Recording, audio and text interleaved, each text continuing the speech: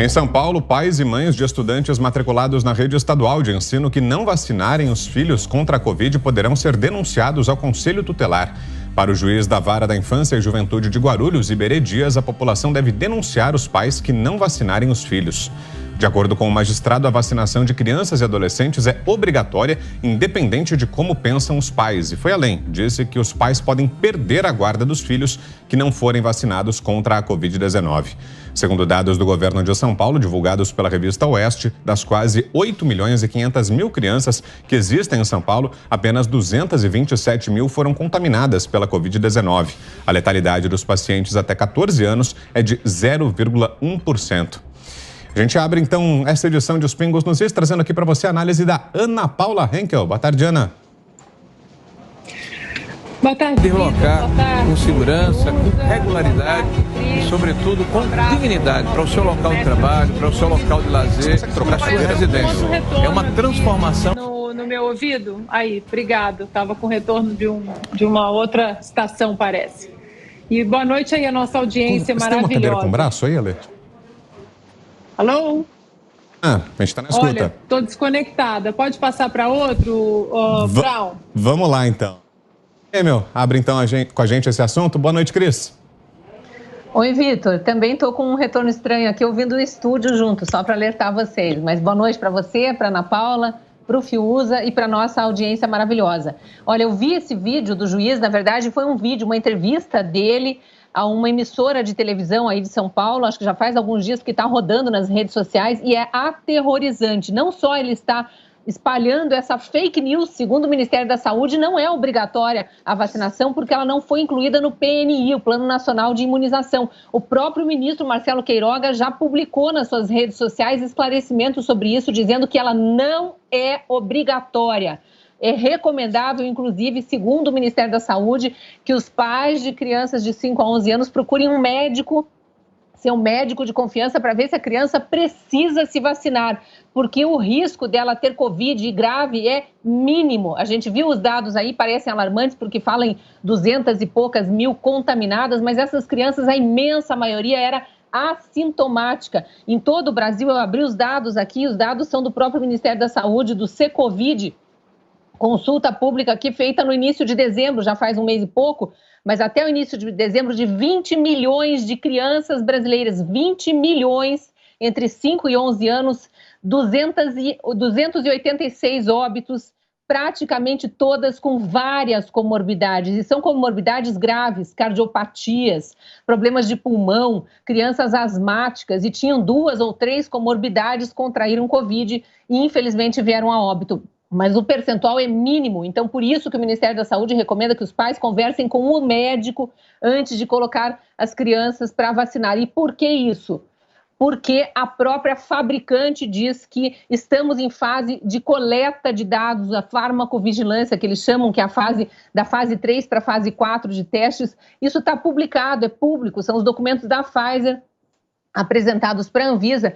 Essa fase de testes só termina para crianças em 2026. Então, não se sabe dizer com segurança quantos % das crianças vacinadas poderão vir a ter nos próximos anos algum efeito adverso relacionado com essa vacinação que está sendo feita agora. Por outro lado, a fabricante já diz que não há como garantir que a vacina seja eficaz contra a Ômicron, que é a variante que está dominando o Brasil agora, e a gente está vendo que não há lotação nem de UTIs pediátricas e nem de UTIs adultas. Há lotação nos pronto atendimentos dos hospitais, dos postos de saúde, muita gente com sintomas buscando fazer o teste para ver se precisa de algum tratamento ou apenas de isolamento em casa. Então, assim, muita gente contaminada, a variante é contaminante, mas não há um risco tão grande quanto nas variantes anteriores. Isso tudo precisa ser colocado na balança. Voltando a esse juiz, o ministro Marcelo Queiroga publicou já em suas redes sociais dizendo que não é obrigatória. O Estatuto da Criança e do Adolescente fala na obrigatoriedade para aquelas vacinas incluídas no Plano Nacional de Imunização. Aí sim, a criança precisa apresentar a carteirinha de vacinação nas escolas públicas para se matricular. essa vacina, que está em fase de teste, segundo o próprio fabricante, não está no PNI, não é obrigatória e, além de tudo, o Ministério da Saúde recomenda orientação médica para os pais vacinarem. A desinformação é pior nesse momento e é muito pior ainda vindo de uma autoridade como um juiz. E pior, ele está estimulando o patrulhamento. Vizinhos denunciando um pai, colegas de colégio, que os pais avisem que o coleguinha não foi vacinado para que a guarda da criança seja questionada. Olha o absurdo disso, querendo tirar de pais que estão preocupados justamente em preservar a saúde de seus filhos saudáveis, que não têm Covid, que não estão expostos a risco porque estão sob vigilância dos pais, seguindo cuidados sanitários, estão querendo patrulhar e mandar tirar a guarda. É de uma desonestidade tamanha isso aí que não dá nem vontade de comentar muito mais do que isso. E você, Guilherme Fiuza. Boa noite, Fiuza. Boa noite, Vitor Brown, Ana Paula Henkel, Cristina Grêmio. Um abraço ao mestre Augusto Nunes e merecido descanso. E boa noite a todos. A Cristina já mostrou didaticamente, já desenhou o quadro escandaloso da postura desse juiz. Então, eu vou resumir o meu comentário a perguntar onde estão as providências em relação à postura desse juiz. Eu quero perguntar, então, às instituições, nós estamos numa democracia ainda? Ou isso aí já virou campeonato de perseguição? Campeonato de perseguição, a gente sabe o tipo de regime que estimulou campeonatos de perseguição. Vocês sabem? Vocês estão lembrando? Vocês querem que eu cite o nome? Então, não vou citar o nome para não ficar tão dramático, mas são aqueles regimes totalitários que deram na Segunda Guerra Mundial. Estimulavam campeonatos de perseguição, né? Delação, de justamente isso que esse juiz está fazendo, né? Quer dizer, estimulando pessoas a denunciarem pessoas a partir de uma premissa errada, de uma premissa cientificamente errada, de uma premissa equivocada perante a medicina, né?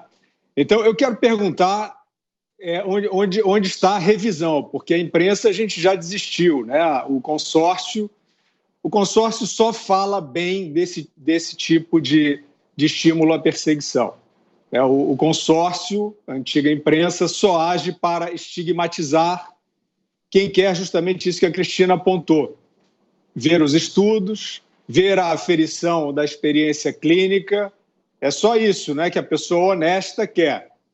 A imprensa hoje, né, o consórcio, esses veículos, vocês sabem quais são que eu estou falando, eles agem apenas para estimular a estigmatização das pessoas que têm dúvidas.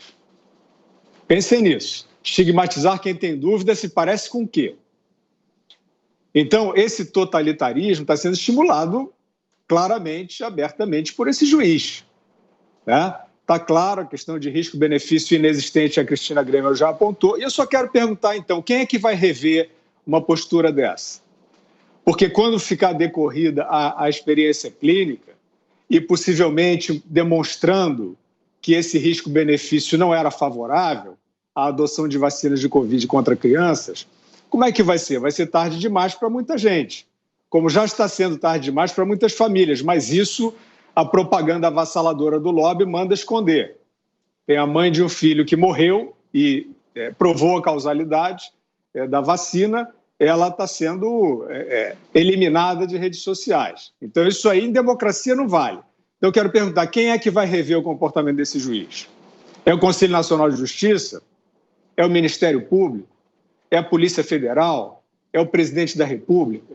Quem é que vai agir contra um juiz que está tendo uma conduta violenta, usando o seu cargo para ter uma conduta violenta, para espalhar uma informação que não é fidedigna em relação ao que se conhece de ciência e para também induzir pessoas a uma compreensão diferente sobre o risco-benefício que está dado até aqui, pelo menos. Eu gostaria de saber quem é que vai rever, quem é que vai avaliar essa postura temerária desse juiz.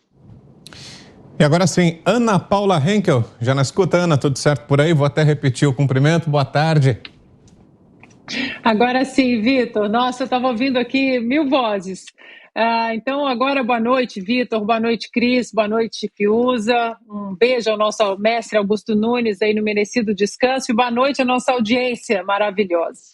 É o senhor Iberê Dias, né? A gente podia colocar a foto de novo, né, dele aí, para ele ficar assim bem famoso, né? A gente viu que tá aí o senhor Iberê Dias, que quer que o juiz que incentiva a denúncia de pais que não querem vacinar os seus filhos, porque os pais leram, por exemplo, a cláusula 5.5 do contrato celebrado entre a União Federal e a Pfizer, por exemplo, um documento da Pfizer. A gente lê de novo, porque se os projetos de ditadores eles estão aí insistentemente querendo empurrar um passaporte que não bloqueia a transmissão, um passaporte fascista que não de sanitário não tem nada, nós também seremos repetitivos aqui, Vitor. Vamos lá, esses pais, eles estão conscientes aí da cláusula 5.5 do contrato do governo federal com a Pfizer. O comprador reconhece que a vacina e os materiais relativos à vacina e seus componentes e materiais constitutivos estão sendo desenvolvidos rapidamente devido às circunstâncias de emergência da pandemia de Covid-19 e continuarão sendo estudados após o fornecimento da vacina para o comprador de acordo com este contrato. O comprador ainda reconhece que a eficácia e os efeitos a longo prazo da vacina ainda não são conhecidos e que pode haver efeitos adversos da vacina que não são conhecidos atualmente. Isto é um documento da Pfizer, um contrato entre a farmacêutica e os governos aí para os quais a farmacêutica está vendendo a vacina. Lembrando mais uma vez que a vacina da Pfizer aqui nos Estados Unidos ainda está em caráter emergencial para crianças e adolescentes, e isso foi colocado em caráter emergencial com um estudo de apenas 90 dias, porque se você entrar nos documentos da Pfizer em relação aos estudos posteriores para o fechamento desses relatórios na vacinação de crianças e adolescentes, tem relatórios para serem concluídos em 2023, 24, 25 e 26. E não custa nada a gente lembrar também que nos próprios relatórios da Pfizer, no site da FDA e também da Pfizer, para cada 1 milhão de doses aplicadas em crianças e adolescentes que salvariam uma vida de criança e adolescente, há registrados 179 casos de miocardite entre crianças e adolescentes. Portanto, tudo isso aí, Vitor, tudo isso são dados oferecidos pela farmacêutica, pela FDA. Acho que a gente tem que trazer uma atualização aqui também. A gente trouxe a notícia de que o FDA pediu para que todos os relatórios relativos à vacinação da Covid-19 eles fossem selados e ficassem confidenciais até 2076. Isso a FDA pediu aí um juiz federal. O juiz federal voltou com uma resposta e disse não. Vocês não podem selar esses documentos importantíssimos durante 55 anos. Vocês têm 8 meses para declarar, para apresentar todos os documentos relativos aos estudos dessa vacina. Portanto, esse juiz aí, o senhor Iberê Dias, ele está indo contra documentos que dizem que a eficácia e os efeitos a longo prazo ainda são desconhecidos. Também não custa a gente lembrar que há 2 dias o próprio CEO da Pfizer disse que as vacinas mostraram alguns defeitos e que agora é preciso corrigir esses pontos aí que não foram muito bem acertados devido à velocidade com que a vacina foi feita. Então, tá aí, Vitor, a gente precisa expor e a pergunta do Fiuza é pertinente. Onde estão as autoridades para mostrar para que esse senhor Iberê Dias, que deveria ser um homem da lei, ele, na verdade, está desrespeitando a Constituição, desrespeitando as leis e desrespeitando o direito legal dos pais de decidirem o que é melhor para os seus filhos.